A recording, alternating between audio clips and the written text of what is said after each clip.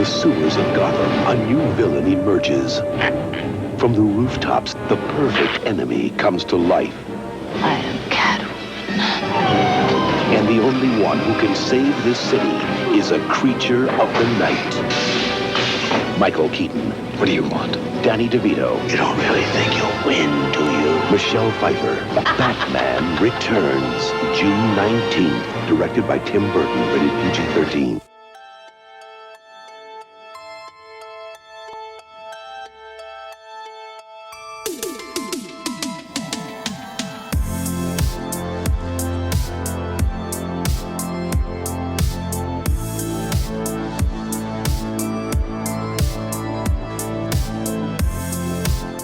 And welcome back to the SuperCaZt. This is Steve Z, the man who put the Z in SuperCaZt. And I am the SuperFoast, the man who put the super in SuperCaZt. And if you can't tell, because I guess you might have clicked on the wrong video, or you can't understand like what the Batman theme sounds like, but this is Batman, and it's the fifth time we've done a Batman movie this year, but I don't know. I've lost count. Yeah, it's one that we really want to talk about because it's 30 years old. Yes. It's Christmas time, and this is the Christmas Batman. It's Batman Returns. Yes. This is a movie that, if you're our age, you remember this movie fondly. In fact, this is the first Batman movie I remember coming out. Like, I don't remember Batman 89 coming out. I don't know about you, Steve, but I specifically remember this one coming out because I think McDonald's had the promotion with the cups, kind of like the other movie, Last Action Hero, stuff like that. So yeah, this movie is deep within my memory, man. How about you? Oh yeah, this was the most hyped movie. This point in my life, it was the most hyped movie because I remember like the movie came out in July. My birthday's in July, so that was my birthday. It was all Batman Returns stuff. That's all everybody got me was Batman Returns stuff. I had the Batman Returns lunchbox, the pencil case, the tray to eat off of, the action figures, of course, everything. Yep. So yeah, it was definitely marketed towards kids, and I think that was part of its controversy. Is it was marketed towards kids. It was a huge thing for us kids. You're right. And then we see the Penguin biting people's noses off and saying some pretty rancid stuff and I'm telling looking you, man, really rough. And of course, you got to say the Catwoman. I don't know, but that was the first time I ever felt feelings like that as a kid. I'm telling you, dude. Michelle Pfeiffer all the way. Yeah, so it was definitely an experience. So I loved it. Yeah. I'm not sure every kid loved it. Right. I wouldn't say I loved it as a kid, but I really, really liked it, if that makes any sense. Like, there was parts of it that did scare me. Like, the Penguin legit scared me. Danny DeVito's performance, and we'll get into his great performance here in a bit. But, man, he was so creepy in this film, but supposed to, so. Yeah, that's part of it. Yep. And I definitely went over my head, but it was a movie that I really liked. I didn't really follow the story. In fact, I'm still, on this viewing, piecing together the story better, which is good. Watching it as an adult, and I understand why people definitely had some beef with it when it first came out, because it's sort of convoluted, but I thought it was a lot of fun. And I remember after it came out, that was the movie we would start watching it for the first 10-15 minutes, and then we're like, forget this, let's play Batman with our action figures. Yeah, and we recreated a better movie, we thought, anyway. Yeah, so that was our lives. That's what it was like back in the early 90s. The good old days. Yeah, so this will be a fun one to talk about. It would. Anything else you want to talk about this time watching it? I tell you what, man, like, the performances all around are so good. And if you go into this film trying to compare it to any other Batman movie, just don't. You just really shouldn't, because, yes, this movie does not take itself seriously. It is just it's a Tim Burton movie, first and foremost. Before it's a Batman movie, I think it's safe to say this is a straight-up Tim Burton movie. In fact, which is a good thing. Right. From what I hear, because 89 Batman was so successful, WB and DC were like, okay, do whatever you want. And he pretty much did. He took all the Batman characters and they put them in a Tim Burton world, and that's what you got here. And if you don't like Tim Burton, you're probably not going to like this film. Even probably the biggest Batman fans they don't like Tim Burton, they're not gonna understand this film. They're not gonna, because there's a lot of things in this film that we'll get to that don't necessarily jive with the typical Batman story. Yeah, let's get into it. Yeah, and it definitely looks like a Tim Burton movie. I'm glad they gave him creative control, because he was pulling his hair out in that first one, because he got a lot to say, but at the same time, it was his first blockbuster. I mean, before that, he'd done Beetlejuice and Pee-wee, so there you go. And he got this whole multi-million-dollar franchise, so they were controlling him a lot. And then, of course, they insisted on the Prince music. And that, I don't know if Burton's the biggest Prince fan, but the second one, he had complete creative control, no Prince songs. There is a Susie Sue song, but that's one scene. But it's definitely a great thing. I love the production design we're going to get into. I love the changes he makes with the characters and just his overall vision. I really like this movie and its uniqueness.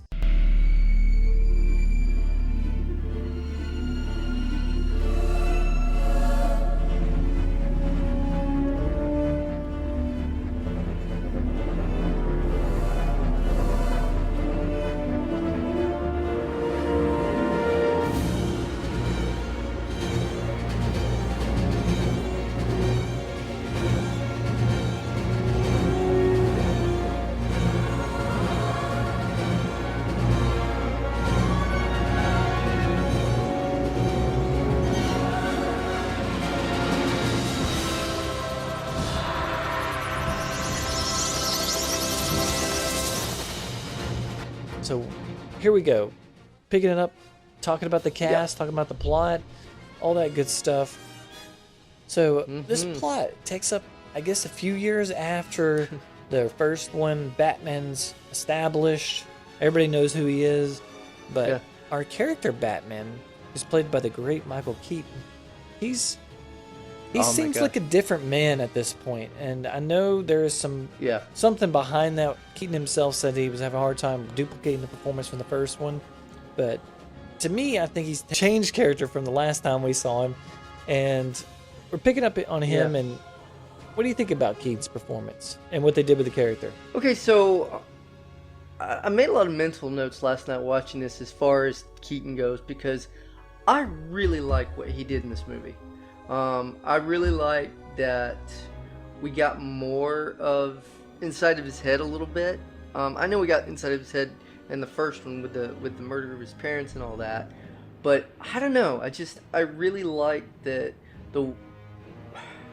that scene, like where he's sitting in his seat in the Batman costume and he's looking at the thing that Catwoman sticks in. I don't know. I just love that scene because it's just so funny to see Batman just sitting in a chair. And he picks up the phone and he's like, "Hey, can you bring me some antiseptic ointment?" I don't know, that scene cracked me up for some reason.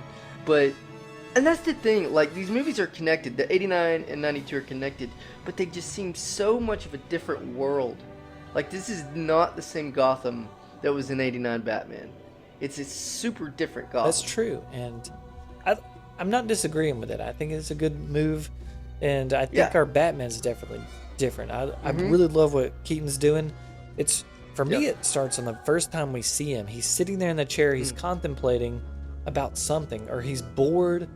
We don't really know. What do you think that is? Like, what's your theory? Obviously, we don't know unless they've explained it somewhere. But what do you think he is thinking at the moment that light flashes in his eye? Well, this is my reading on it, and I took it on this time. This Batman, he craves being Batman. He's kind of bored being Bruce Wayne. He's bored with everything. So, but when he gets into that bat suit, if you pay attention, he's smiling a lot more in this one. And generally, when he's beating the crap out of somebody, or he's just like, that worked to perfection, or he blows a guy up, or he sets a guy on fire. This Batman's ruthless, and I think that's the big part of the twists that he has on the character, but it's also the writing. Is this Batman, he's into some dark stuff. He's into beating the crap out of criminals just for fun. It's where he gets his jollies. And I think that's the big change in him. And that's why he connects with Catwoman in particular in this film. So I really love what they did with the character in this one, because the first one, yes, he's tortured. Yes, he's dark. But this one, takes it to a new level. I mean, I think his relationship with Alfred is even more distant in this one. Okay, so I'm going to counter that just a bit, just for argument's sake, I guess. Mm-hmm. So the whole premise of the first movie, spoiler alert for both films, obviously, but the whole premise of the first movie is getting after his parents' killer, which ends up being the Joker, right? Yeah. He gets that done. What I'm thinking is he's contemplating, do I need to be Batman anymore? Because I've done what I needed to do. I've done what I wanted to do. I killed my parents' killer. I've exacted justice as high as you can get it. So when that light flashes on him, I think in his head he's wondering, do I need to do this? Do I need to go out there again? Do I need to put on the costume? Do I need to get in that car and do... Obviously he does, and maybe there is some sort of still desire to kick people's butts. Obviously he does, and let's talk. He straight up kills that dude with the dynamite, right? I mean, that guy's dead, right? Oh yeah, him and the devil, he gets burned up. I mean, he kills 2 people, and Batman doesn't kill. How? I mean, that would have been all over the place now had that happened, in Nolan's Batman or something like that, But nobody talks about that because Batman doesn't kill in the comics.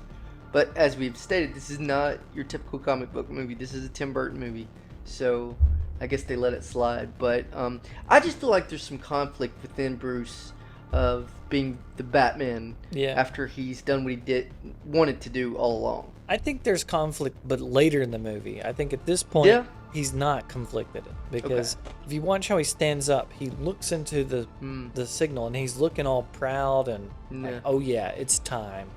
At least that's how true. I read it. But I do think after he meets Selena, and he starts falling for this woman that he finds very interesting, I think that's when he might be considering, especially when he realizes, oh, do we have to fight each other now that we found out we're enemies? So yeah, exactly. I think that's where the conflict comes in as far as internal. But I think this film is not all about conflict so much. It's more just this sandbox that Tim Burton's created. Like you said, it's a different sort of Gotham. And he throws in this plot. It's basically the Penguin's rising from the sewers. Max Shreck's using him to be the sort of his puppet. He's trying to manipulate this guy. And it's just really that whole thing. And what's going to happen as a result of the Penguin's campaign? Can this guy assimilate? We're just always questioning it. So that's the performance I really want to get into next, is Danny DeVito as the Penguin. So this one, definitely controversial. What are your thoughts on it? First of all, is the movie trying to tell me that the Penguin's 30-something years old by the time the main plot comes around? Because we have the opener where his parents literally throw him off a bridge as a baby into the sewers, and it says like 33 years later. You're telling me the Penguin is 33, yet he looks like he's 50 at that point? Tell me what you would look like if you lived in the sewer your whole life. I mean, that's an excellent point. He doesn't get sir. any sun, and that he's is just basically Gollum, point. I guess, at this point.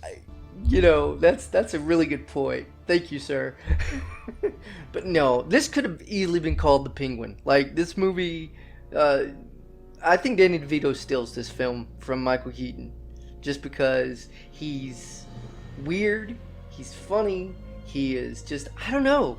Like, the makeup definitely helps, and props to the makeup people, but his performance is just so good in this. I think I gained a new appreciation for Danny DeVito's performance, and I didn't think I could as the Penguin.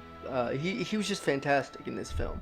Totally agree. I think he embodies the character, and big time. Every scene he's in, it's just like, what is he gonna do? Because he's so unreliable.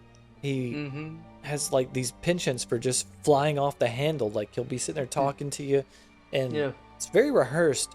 And now, if we're gonna throw some weird plot holes like you're saying out there, how is this guy so educated? How has he come up with these great plans and so well spoken? I don't know.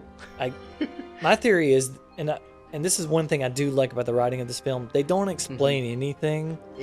So I'm like, perhaps when he was at the circus, this like, I picture this his mentor being this circus guy or something, training him up. Here's some book, Penguin, and so he's well read. He's very educated. But Danny DeVito, his performance, going back to that, It's unbelievable. it's great. It's almost Shakespearean at times. Ooh, He like goes that. into these soliloquies, and it's just so great. He's so over the top. So, only person I can really think of that compare it to is really like Willem Dafoe in like the Spider-Man movies. I think You know, it's and sort of that's like the that. thing. Him coming off, of course, it's been a few years, but coming off Jack Nicholson's performance as the Joker, which is also legendary.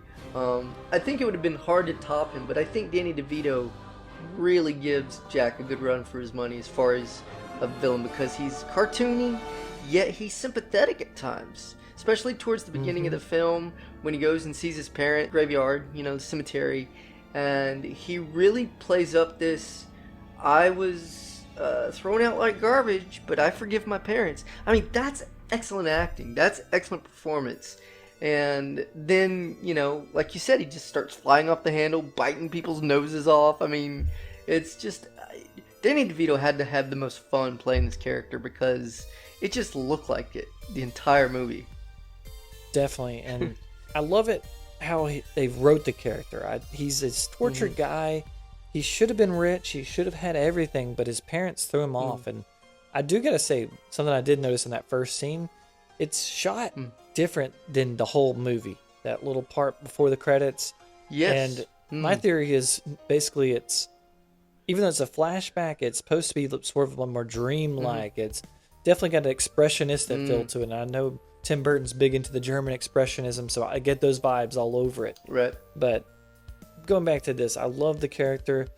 I love how he and Bruce are basically mirrors of each other. And they both had crappy childhoods. And you see where they are now. And that's why I think, going back to Michael Keaton's performance, whenever he first sees the penguin save the baby on the TV, he's interested, but not for... He wants him to be wrong. He's actually hoping that this is a good guy. This penguin is good. He's so disappointed when he finds out, oh, this guy, he's not so great. You can see it on his face. I can feel it when his voice, and he's like, crap. I guess I'm going to have to go after this guy. And by the way, speaking of that opening, obviously, if you've seen the movie, you know that Paul Rubens, a.k.a.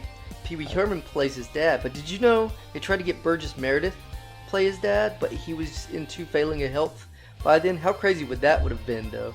That'd been pretty cool. Have the original penguin from the show play. But yeah, I agree with you. I think there is some relating things with Batman and Penguin.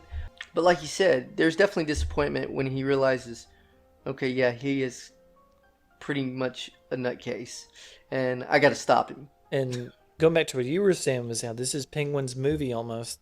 It's neat seeing him descend into madness, because I think he believed his own crap there for a bit. Like, he's like, yeah, I am a good person. I should be above here. And then when the people turn on him and they throw everything at him, he's just like, burn the world, burn everything.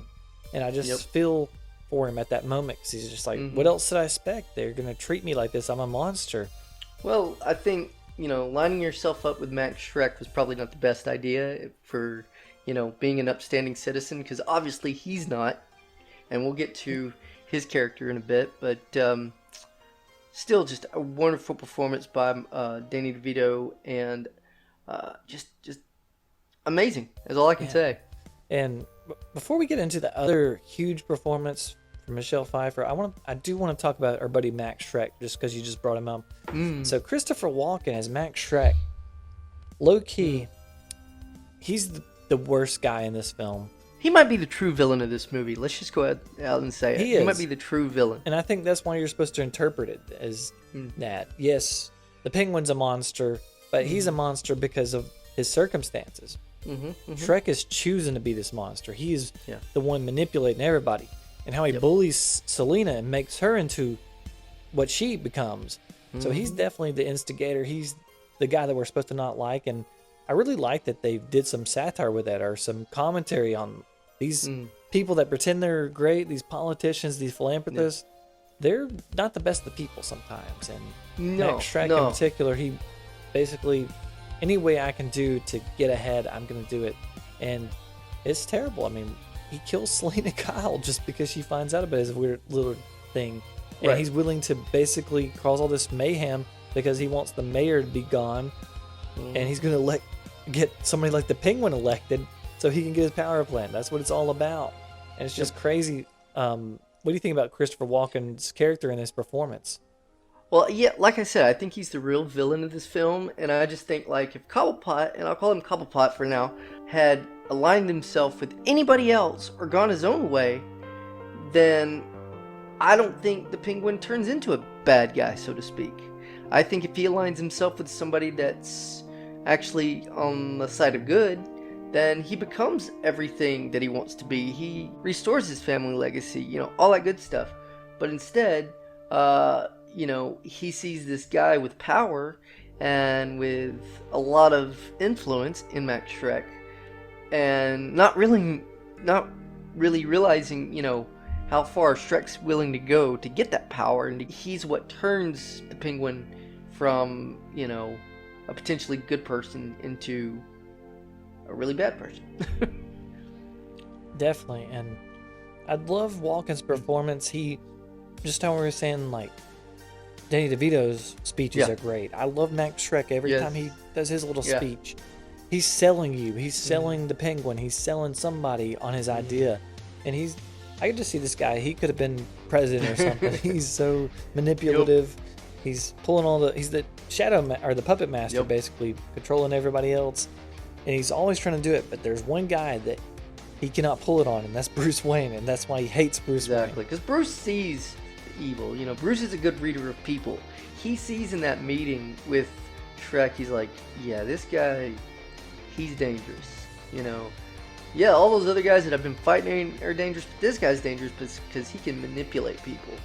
And he's not manipulating me, but he's definitely going to manipulate the wrong person, and that ends up being, of course, Penguin and a little bit Selena too. Yeah. And one last little thing. Tim Burton did not want Christopher Walken. Do you know why? No. He was scared of him. I've never heard that before. Yeah, I didn't know that till the day, and it's like, yeah, he was just terrified of Christopher Walken. He's like, that guy's creepy. I don't want to be around him on set. But eventually they got him, and it was good casting. Yeah, definitely. I really can't imagine anybody else playing such a role. I mean, he is definitely creepy, Walken, and that creep factor is definitely in the character of Max Shrek. That's the thing. Like, you just look at him and you're like, yeah, that guy's not right. There's just something about him that just, you know, especially with the hair, you know, his hair's bleached and everything, it just doesn't look natural. No. But talking about brilliant casting, I don't think you, and I know there was another actress playing Catwoman, but Michelle Pfeiffer, I don't think you could do better. I think this is the definitive performance for this character to me. Yeah. I mean, nothing against Zoe Kravitz or anything, but I just love how Michelle Pfeiffer was this torn character. She was first this mousy secretary, got pushed around by everybody, and then literally got pushed out a window, and then she comes back, and to me, her character is rebellion the whole time. She's just against everything. Like, she comes in and just trashes her apartment and just does everything because she doesn't want to be that person anymore. She doesn't want to be that person that got pushed around. So I feel her the whole movie. I feel how she's torn between these two different people. And I'm glad they didn't play it up more, because I know you texted me last night. I was like, so is she a zombie or what is it? I'm glad they didn't explain it. I'm glad you're just like, is she crazy? Is she got multiple personalities? Is she some sort of cat beast person now? It never explains it, but I love that. What do you think about Michelle Pfeiffer? My gosh, man, like, this is a character, again, kind of like the Penguin. You really sympathize with her on one hand, and then she starts going a little nutty herself. But again, was manipulated so, and it goes all the way back to Shrek. I agree. I think this is the definitive version. Obviously, we've had Anne Hathaway since. We've had Zoe Kravitz, who are both brilliant in their own right. But this movie really makes you feel for the lady Selena. You know what she's go through. I don't know. Her performance it's over the top at times, but again, that's just part of the charm of this film. This film does not take itself seriously at all, and once you realize that, then the performances make sense. And I think no better explanation of that is Catwoman, because she goes from this getting punched in the face, getting beaten down, she forgets Max's speech, and Max goes, let me take it out on her later, so she's obviously not living a ideal kind of life. And then she gets pushed out a window and she just goes crazy. I think that's brilliant. I think that's brilliant writing, and I think Michelle's performance is just brilliant. So I cannot say enough good things about what she did with this character.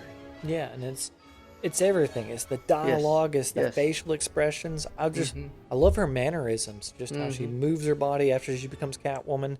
When she's wearing that suit, she's a different person, and she gets off on everything. She's just like, oh, I just love it. It feels so great just being Catwoman. And it's I thought it was awesome. The scene with she first gets the whip and she whips the heads off those mannequins? Yeah. Apparently that's legit. She did that on the first take, that she was just that into character. She's like, oh yeah, I can do this. So it's a great performance. It's awesome. And I wanted to get into this because I guess this is me maturing as a person, obviously, but this went over my head totally as a kid. But I really buy the sort of the love between Selena and Bruce in this film. What do you think about that aspect of the film? It's an interesting word, because I thought about this too. I don't know, I'd call it love. I think that they recognize that they're two sides of the same coin, that they're mirror opposites of each other a little bit. Obviously, they've been through some stuff, so they kind of recognize the messed up parts of themselves within each other.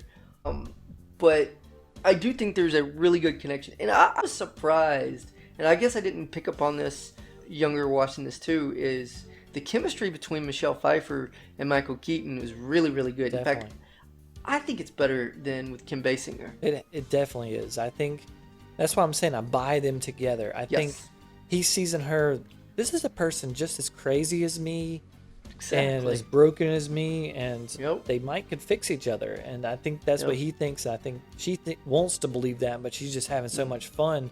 And it goes back to my thesis from earlier. I think Batman in this film he's in a dark place. He gets his joy from beating up criminals. And I think finding a person like this that is kind of also getting joy in a different way, it's appealing to him, but at the same time he's repulsed by it when he finds out, this is not good. And I know he's trying to stop her at the end and everything, and he wants to save her, but I think that one scene kind of is very telling whenever they are under the mistletoe, and he's just so off put when he finds out that it's Catwoman. It's not just shock, it's like, crap, I can't believe this woman. And the thing is, obviously at the end of Batman 89 that Vicky and Bruce get together and there's sort of a happy ending there. There's not that in this film. No. It's very bittersweet. And I think that's the perfect ending. I don't think you can make a movie like this and have them go off, in the sunset. I just don't think this movie works that way. What about you? Like, how did you feel about that ending? No, I mean, I totally agree with you about the ending. I love it, and I'm glad we're getting into it. Yeah, man, let's go. We see Selena basically give up everything. She wants her revenge that bad. So she does the thing with the taser. Bruce can't stop her. So it's just it's a major shock of a scene. And then we see he's driving in the car. He's in it alone. Alfred's there with him, of course, but he's still alone. I mean, you feel it. Yeah. You feel like he's so lonely. This is Christmas. Nobody should be feeling this way. Exactly. And then he sees down that alley, and he's like, oh, maybe I'm not alone. And he finds that cat. I guess this is just as good as I'm going to get tonight. But I really think that it's good that they kept her alive. Yep. I would like to see if they brought her back in a third one. Just because I think there was more to this relationship. I think they definitely had something going. And it's very, like you said, it's very sad sort of ending, because both of these people couldn't be together on Christmas, and they both can't be together just because of the way they are. And I guess that's just the way it's supposed to be. By the way, did you know that the Catwoman head that you see at the end is actually an animatronic. Really? I heard this several months ago. I don't know where I heard it, but they said they couldn't get Michelle Pfeiffer to come do that last where she raises her head at the end. And so they built this like animatronic and put the costume over it, and that was it. Yeah, here's another weird sort of special effect thing about this movie. Those penguins, they look like they're real penguins, but a lot of them are actually animatronics too. They're puppets. That's crazy. So, I agree with you though. I think I could have really seen some more with Catwoman and Batman, and their chemistry was just off the charts. I mean, it was just really, really good. And like you said, I buy their romance, I buy their connection. But I do think, as a noir person, I do think them not ending up together in this film was the way to go. To kind of leave it open door. I think there was definitely an open door there. Like, it's not shut completely or anything. Obviously, because you see her at the end, you're like, oh, there could be a chance. And I think that's the perfect thing to do, to leave the fans going, oh, maybe they will later. Maybe not now, but maybe later. Yeah. And just the fact that you're thinking that shows you how great this character was. Exactly. Yeah. So across the board, the performances are awesome. These 4 leads just basically make the whole movie. Like I said, it's a sandcastle for these characters just to kind of play out the thing. The plot's secondary, but it does have some standout scenes. What are some scenes that kind of just stick out to you? Well, one of them, and I remember when it got to this scene yesterday, because I had read this too, when Shrek entices Penguin to come up and to the mayor office thingy, and he's got that fish. That's a real fish, a real raw fish that Danny DeVito's eating. He really went sold for this one. That is amazing to me. I'm telling you, I don't know how he did it and didn't like just upchuck, but that whole scene is just hilarious just because he's sitting there eating a live fish. Really, really kind of interesting. Yeah. It's one of the most surreal scenes of the whole film. He comes down the stairs from hanging out with the circus people. He's eating the fish. And he's got blood all over him, but they're still all happy. He's like, oh yeah, mayor, let's take pictures. And he's wearing a onesie, by the way. Yeah, he's looks terrible. And they're like, oh, how can we doll this guy up? How can we make him look good for these pictures? And then he just bites the guy's nose off. And it's just like, come on, what had just happened? But, yeah, that's definitely a Tim Burton-y scene. Yes. Yeah. For me, I like the Batman action in this film. I like. Yeah, me too. When he's out there beating up the Red Triangle gang on the multiple times.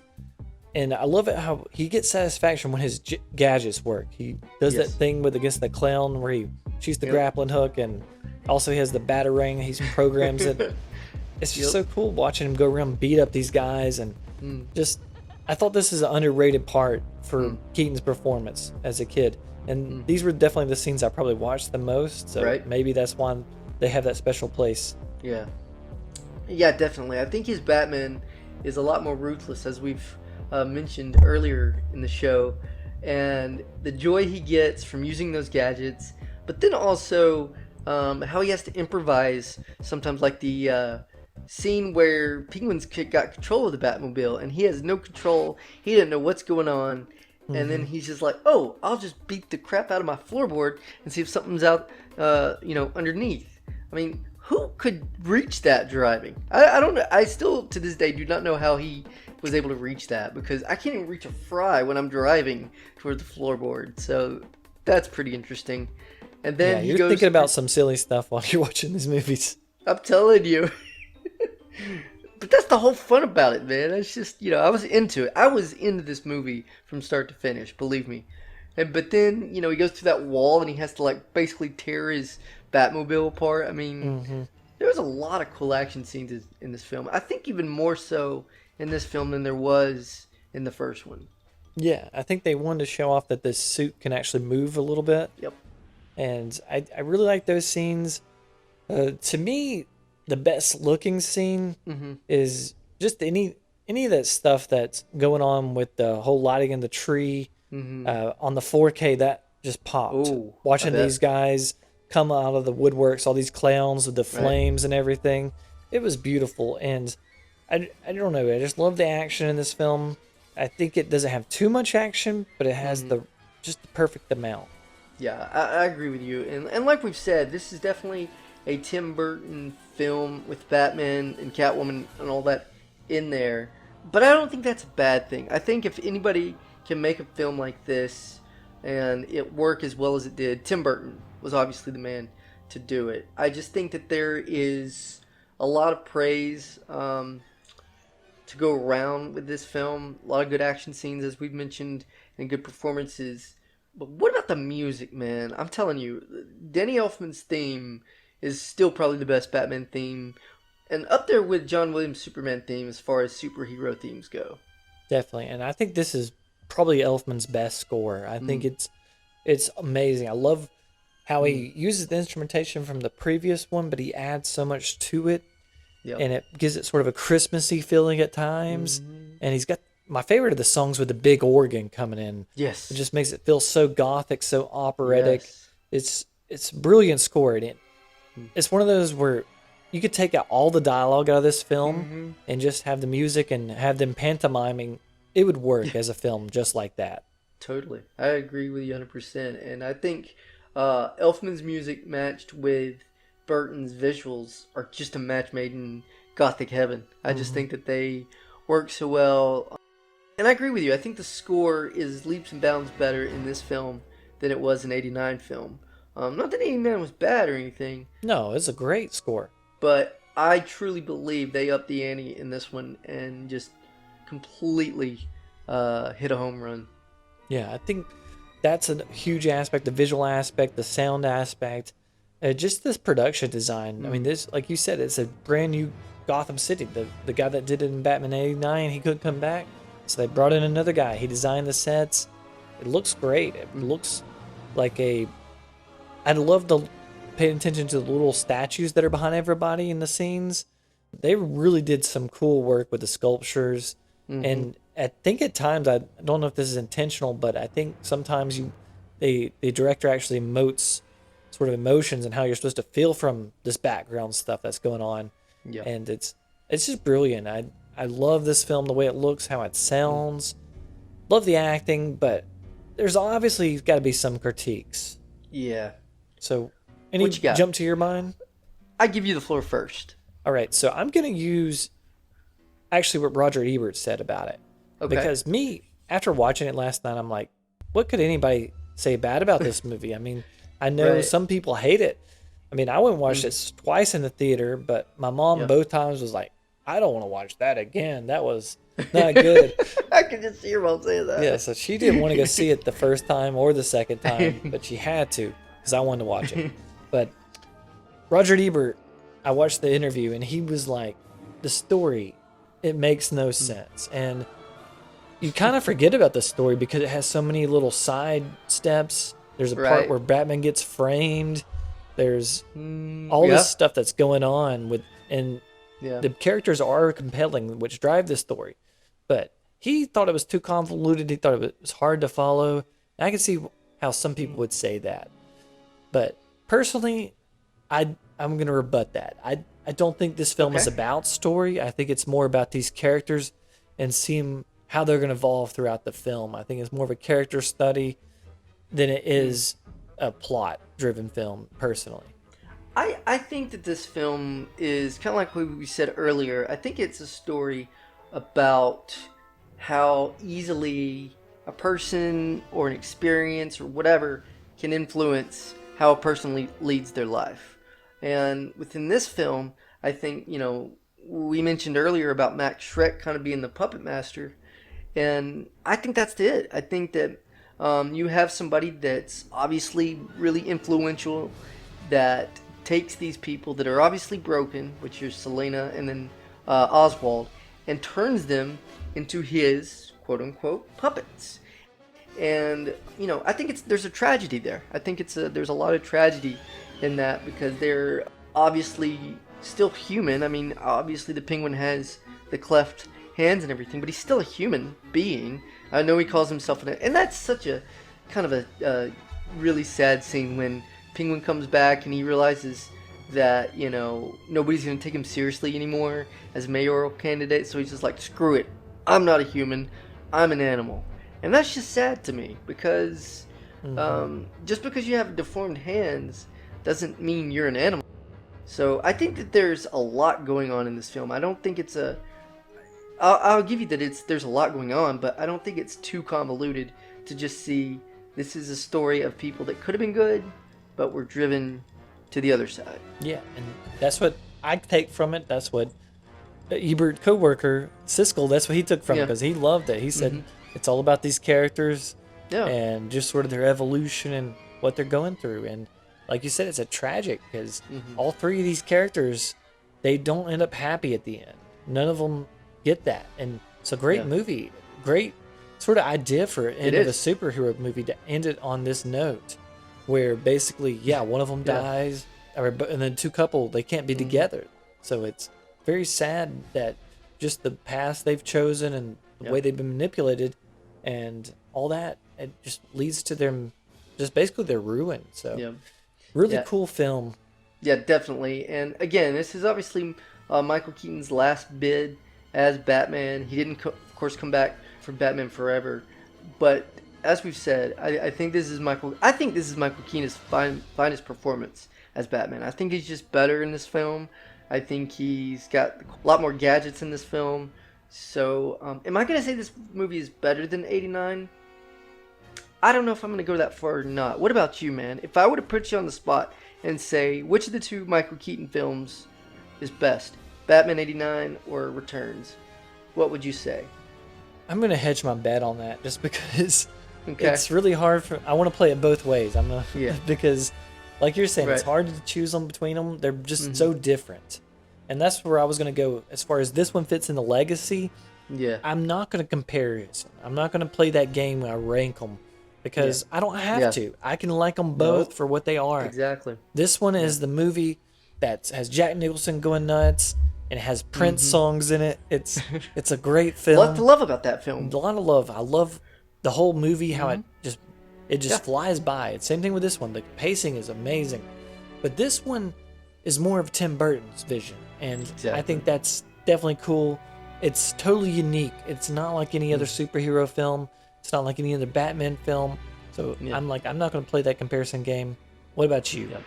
Same. Exactly same. But I will tell you this is, and I guess this because this is the first time I've watched this movie as an older adult, I gained a really big appreciation for this film last night. Like if I were to compare, which I'm not, it really rose in the ranks for me because of the way it's shot, of the way the story plays out, and first and foremost, and I think this is important in any film, is the performances. The characters are just really, really, really, really good in this film. They're written really well, and they're performed really well. It is a bit of a crazy ride, and there's a lot of Burton stuff in it, obviously, as we've said, but I think it's just a really good film. I really love this film now. Yeah, I totally agree, and it's one that if you haven't seen it in a while, and for me, I hadn't seen it in so long until I watched it. Like last Christmas is the first time I watched it. Watching it this time in 4K, it was even more mind blowing. I loved it, and I highly recommend anybody that's into Batman. You haven't seen this before, or you need to see it again, go watch it. And for me, it put me in the mood to watch more Tim Burton films, especially from this part of his career. His early part of his career is just brilliant, and definitely want to go watch some of his movies again. Agreed.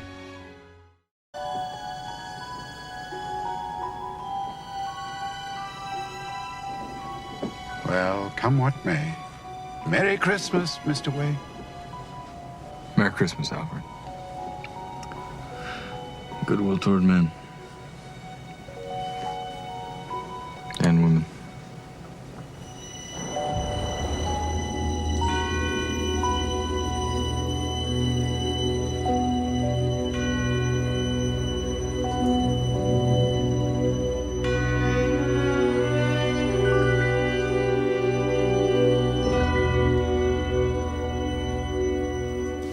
And so we are getting ready for the end of December. And December, we are still going to cram some awesome movies here at the end. We are rolling along. We're so happy because we're getting a bigger following. We're getting more subscribers, more people checking out our stuff, which is awesome. Please continue to do that, guys. We love hearing from you on the comments section. We love that engagement. So please remember to leave comments because it actually helps our videos get to more people. So thank you for doing that. What do we got coming down the pike, man?